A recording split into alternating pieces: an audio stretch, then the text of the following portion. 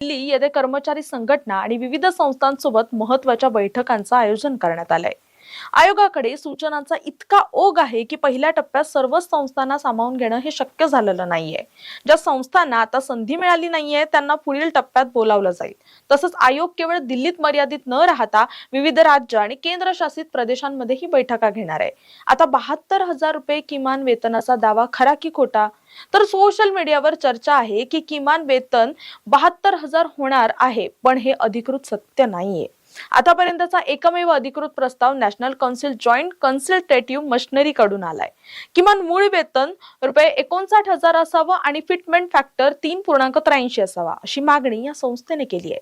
वस्तुस्थिती काय आहे तर ₹72,000 चा आकडा हा केवळ विविध अंदाज आणि अहवालांवर आधारित आहे। सरकारचा हा अधिकृत निर्णय नाही। आयोग सध्या फक्त माहिती आणि मतं गोळा करते। वेतन, भत्ते किंवा फिटमेंट फॅक्टर बाबत अद्याप कोणताही अंतिम निर्णय झालेला नाहीये।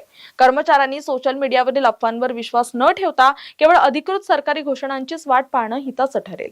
थोडक्यात सांगायचं तर 8व्या वेतन आयोगाचं काम वेगाने सुरू झालं असलं तरी पगाराचा निश्चित आकडा स्पष्ट व्हायला अद्याप काही महिन्यांचा कालावधी हा लागू शकतो।